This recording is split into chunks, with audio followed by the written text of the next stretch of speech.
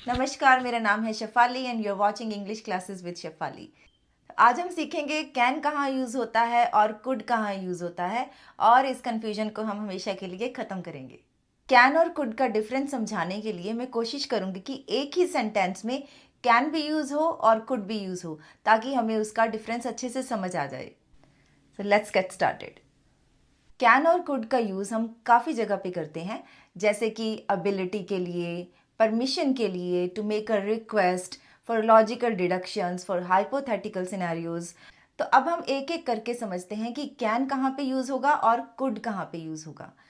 तो सबसे पहले हम बात करेंगे अबिलिटी की, क्योंकि कैन और कुड को हम सबसे ज़्यादा अबिलिटी के लिए यूज़ करते हैं। जब भी आपने प्रेजेंट अबिलिटी की बात करनी होती है, मतलब वर्तमान की योग्यता की बात करनी होती है, जैसे कि मैं लिख सकती हूँ, मैं पढ़ सकती हूँ, मैं तैर सकती हूँ, तो ये मेरी प्रेजेंट एबिलिटी है।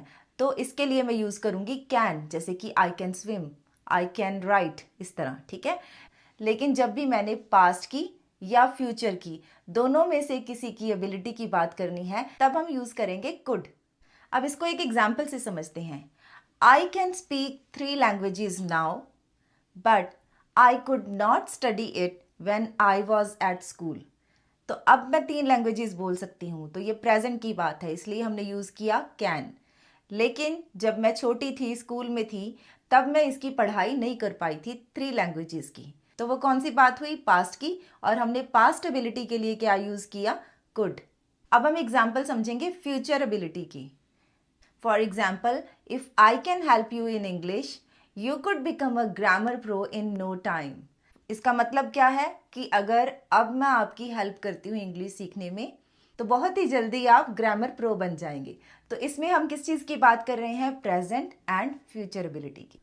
हमारा नेक्स्ट पॉइंट है पॉसिबिलिटी। पॉसिबिलिटी मतलब संभावना।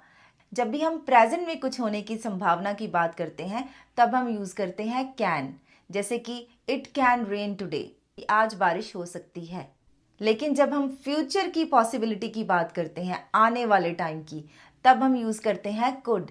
For example, we could go to the beach this weekend if the weather is nice. कि दिस वीकेंड मतलब कमिंग वीकेंड, आने वाले वीकेंड में हम बीच में जा सकते हैं अगर मौसम अच्छा रहा।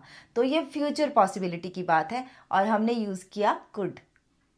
हमारा अगला पॉइंट है लॉजिकल डिडक्शंस। लॉजिकल डिडक्शंस क्या होती हैं? जब आप कोई भी सिचुएशन में कुछ अज्यूम करते हो कि ऐसा ही हुआ होगा, और उस अजम्पशन में अगर आपको पूरा पक्का यकीन है, तब आप यूज़ करोगे कैन। लेकिन जब आप सोचते हो कि ऐसा भी हो सकता है, ऐसा भी हो सकता है, या अगर मैं कहूँ कि जहाँ पे शायद आ जाए, वहाँ पे हम यूज़ करेंगे कुड। इसको एक एग्जाम्पल से समझते हैं। If she is not answering her phone, she can be busy at work, but she could be in the meeting। तो इसका मतलब ये है कि अगर वो अपना फ़ोन नहीं उठा रही, she can be busy at work, इसका मतलब वो पक्का काम में बिजी होगी, इसके चांसेस ज़्यादा हैं। लेकिन साथ में अगर ये जोड़ दिया और she could be in a meeting, तो इसका मतलब कि शायद वो मीटिंग में हो सकती है। तो जहाँ पे शायद आ जाए, वहाँ पे हम लगाएंगे कुड। लेकिन जहाँ पे आपको पूरा पक्का है कि हाँ ऐसा ही होगा, या जिसकी प्रोबेबिलिटी ज़्यादा है, तब हम यूज़ करते हैं कैन। कैन और कुड को हम परमिशंस के लिए भी यूज़ करते हैं, and also to make request, किसी से रिक्वेस्ट करने के लिए भी यूज़ करते हैं। जब हमने इनफॉर्मल रिक्वेस्ट करनी होती है, तब हम यूज़ करते हैं कैन, जैसे कि can I have some popcorn. ये इनफॉर्मल है, अपने फ्रेंड्स के साथ, अपनी फैमिली के साथ आप ऐसे बात कर सकते हो। तो जब आप अपनी फैमिली के साथ, अपनी फ्रेंड्स के साथ कन्वर्सेशन करते हो, वो इनफॉर्मल कन्वर्सेशन होती है, तब आप कैन यूज़ कर सकते हो टू मेक रिक्वेस्ट। लेकिन जब आप फॉर्मली किसी से रिक्वेस्ट करते हो, जैसे कि आप किसी बिजनेस में हो, जॉब में हो, या आप किसी स्ट्रेंजर से बात कर रहे हो, तब आप कैन नहीं यूज़ करते इसके लिए, तब आप कुड यूज़ करते हो। सपोज इसी सेंटेंस को हमने किसी स्ट्रेंजर के साथ बात करते हुए यूज़ करना है, तब हम क्या कहेंगे? Could I have some popcorn please. तो ये एक फॉर्मल रिक्वेस्ट है। Can I have some popcorn is informal request. Could I have some popcorn please is more polite and formal request.